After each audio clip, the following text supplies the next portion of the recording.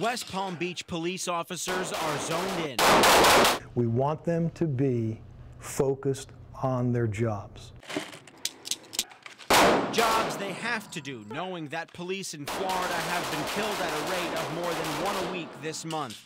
The department's range master, Officer Glenn Thurlow, is leading day 3 of West Palm's 4-day refresher course that their 300 or so officers go through every year.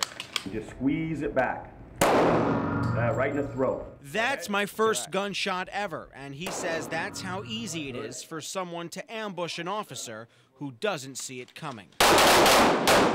They get the drop on us. You know, we do all the training. They do very little training to no training, but yet they have the weapon in their hand pointed right at us when we walk in the door. But he's not doing anything differently. He's not telling the officers to react quicker, raise suspicion sooner, or lower the bar for when they decide to shoot. We may find a stronger stance or a better grip or maybe a better weapon. That's it. But the tactics don't change. Captain Marty Tierney can prove it. Even though shootings of police officers jumped 43% nationwide in 2010, West Palm Beach's officers fired a grand total of 1 bullet in the last year. You see your hand! In August, the department used an $80,000 grant to buy a simulator. Armed with laser-guided air guns, Ed Thomas can throw officers into situations where they have to decide if or when to shoot. Put it down! Where do you think you're going? All right. He used my poor decision-making as an opportunity to take us inside the mind of a police officer. When you got up there, you even said you were a little bit nervous because a police officer is feeling that same nervousness, that same anxiety, because now everybody's standing around and you have to act. In the simulator, sometimes officers are able to coach suspects to put their guns down. Nice and slow, put it down. That's it, now walk toward me. A saying used to be, you look for the hat. Police officers are always wearing their hats. That becomes the authoritative figure. That's the person that is supposed to be the calm during the storm. No two fires are ever the same.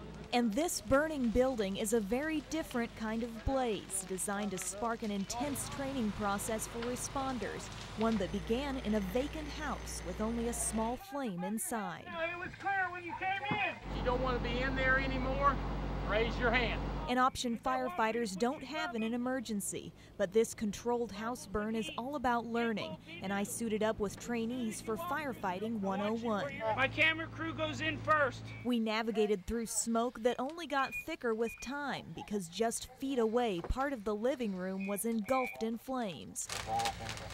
Unlike any other fire, there's an instructor taking trainees step by step or crawl by crawl. Stay low and take your time. It was Adam Gossett's first time facing a fire from the inside. You're going into a fire, hot stuff falling, burning everywhere. Self-control is number one.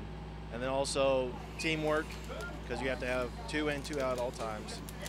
And also just your self-endurance. Sticking with it as temperatures inside soared and trainers allowed the fire to spread. They can watch it grow in the stages, because that's what they're going to be up against when they become firefighters, trained and go into burning buildings. Where safety is the top priority. That's why everyone's keeping their eyes and ears open for the ring of an oxygen tank that's running low.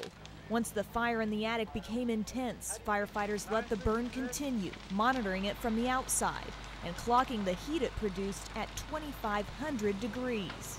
When you point this thermal imaging camera at the scene, it'll tell you exactly how hot it is. It's also a tool firefighters use inside to locate victims through the smoke. Depending on how much head start it's got before it's reported out in the country, a lot of times it does, and it makes it be just like this when we roll up on scene.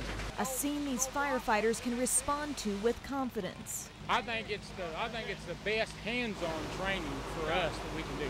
No matter how you jump in Harre's renovated pool is making a splash with its swimmers. We've basically rebuilt the whole pool, the plumbing system. We've added some new features. Some of those include not one, but 2 water slides, diving boards, a mushroom fountain, and a spray park.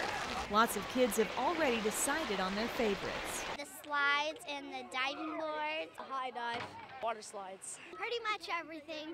Park board leaders say getting it all done for today's ribbon cutting was no easy task. They say they're thankful for the Harrison Bruce Foundation, allowing for so many renovations and repairs. It's a very long, tedious process. Swimmers who remember the way it used to be say it's worth the wait. The summers in the past been hot without the pool, and probably maybe people just don't want to buy their own pool, and it's probably good to get to come here. And they don't have to clean it. It looks 100% better. I think all the money they put into it was worth it. The park board says maintaining their usual rates and creating Dollar Mondays shows their commitment to the community. Our board felt like it was time to step up and do something to help families to go out for some recreation, have fun, and be able to afford it. So whether you're jumping, sliding, or diving in, some say it can be summed up in one word. Awesome. In Harre, Emily Eddington, News 3.